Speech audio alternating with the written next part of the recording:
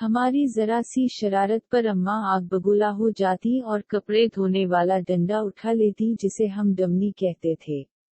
लेकिन मारा कभी नहीं, कभी एन वक्त पर दादी जान ने बचा लिया, कभी बाबा ने और कभी हम ही भाग लिए। गांव की रौनकों से दूर इन फसलों के बीच हमारा डेरा था। डेरे से पगडंडी पकड़कर गांव जाना अम्मा का सबसे बड़ा शॉपिंग टूर हुआ करता था और इस टूर से महरूम रह जाना हमारी सबसे बड़ी बदनसीबी। अगर कभी अम्मा अकेले गांव चली जाती तो वापसी पर हमें मरूनडे से बहलाने की कोशिश करते जारी बढ़िए। हम पहले तो नन्हे हाथों से अम्मा जी को मारते, उनका दोपट्टा खींचते, फिर उनकी गोद में सर रख कर मुंह फाड़ फाड़ कर रोते। कभी अम्मा गांव साथ ले जाती तो हम उछलते कूदते खुशी खुशी उनके पीछे पीछे भागते। शाम गए जब गांव से वापसी होती तो हम बहुत रोते, हमें गांव अच्छा लगता था। माँ हम गांव में कब रहेंगे? मेरे सवाल पर अम्मा वही गुस्सा पिटा जवाब देती, जब तो बड़ा होगा नौकरी करेगा, बहुत से पैसे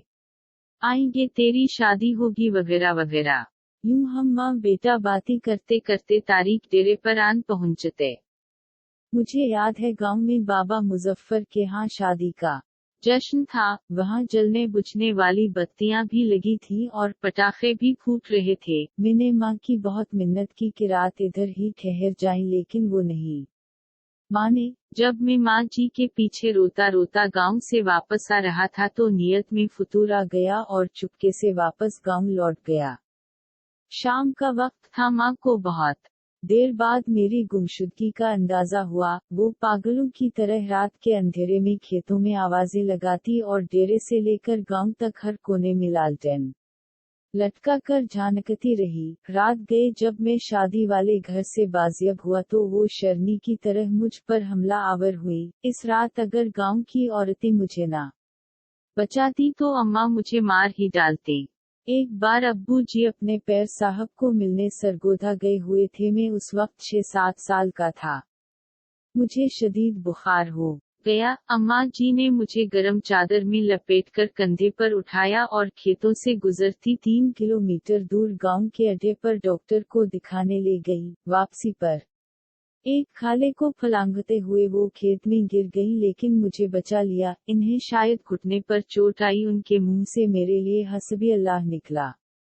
ये वाकया मेरी जिंदगी की सबसे पुरानी याददाश्तों में से एक है। यकीनन वो बड़ी हिम्मत वाली खातून थी और आखिरी सांस तक मेहनत मशक्कत की चुकी पैसती रही। फिर जाने कब मैं बड़ा हो गया और अम्मा से बहुत दूर चला गया। साल भर बाद जब घर आता तो माँ गले लगा कर खूब रोती, लेकिन मैं सबके सामने हंसता रहता। फिर रात को जब सब सो जाते तो चुपके से माँ के साथ जाकर लेट जाता और इसकी चादर में मुंह छुपा कर खूब रोता। माँ खेत में चारा काटती और बहुत भारी पनट सर पर उठा कर टोके के सामने आन फेंकती। कभी कभी खुद ही टोके में चारा डालती और खुद ही टोका चलाती। जब मैं घर होता तो मकदूर भर उनका हाथ बटाता। जब मैं टोका चलाते चलाते थक जाता तो वो सरगोशी में पूछती, बात करूं तुम्हारी फला घर में? वो जानती थी कि मैं पैदाइशी आशिफ हूँ और ऐसी बातों से मेरी बैटरी फुल चार्ज हो जाती है। फिर हमने गांव में घर बना लिया और माँ ने अपनी पसंद से मेरी शादी कर दी। मैं फैमिली लेकर शहर चला आया और माँ ने गांव में अपनी अलग दुनिया बसा ली। वो मेरे पहले बेटे की पैदाइश पर शहर भी आए। मैंने इन्हें समंदर की सैर भी कराई, क्लिफ्टन के साहिल पर चाय पीते हुए।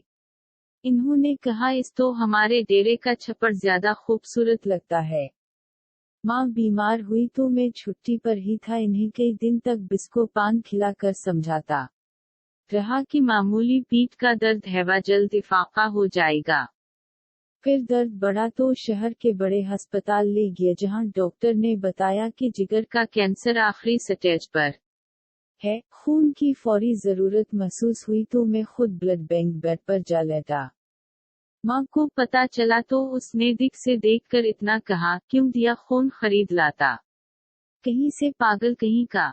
मैं बमुश्किल इतना कह सका, अम्मा खून की चंद बूंदों से तो वो कर्ज भी अदा नहीं हो सकता जो आप मुझे उठाकर गांव डॉक्टर के पास लेकर गई थी और वापसी पर खाला फलांगते हुए गिर गई थी।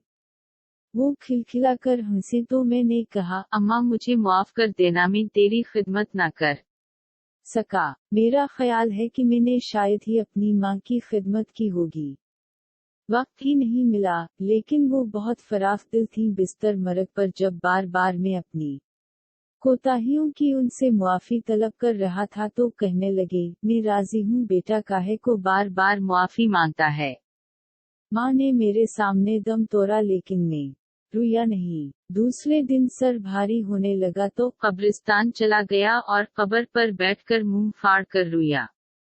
माँ से बिछड़े मुद्दत हो गई। अब तो यकीन भी नहीं आता कि माँ कभी इस दुनिया में थी भी कि नहीं। आज भी अल्लाह का तवाफ करते हुए पठानों और सूडानियों के हाथों फुटबॉल बनता बनता जाने कैसे दीवार काबा से जा टकराया। यूं लगा जैसे मुद्दतों बाद फिर एक बार माँ की गोद में पहुंच गया हूँ। वही सुकून जो माँ की गोद में आता था, वही अपनायत, वही मोहब्बत जिसमें खौफ का अंसर भी शामिल था। इस बार मुंह फाड़ कर नहीं, धाड़े मार मार कर रोया। 70 माओं से ज्यादा प्यार करने वाला रब काबा और हम सदा के शरारती बच्चे।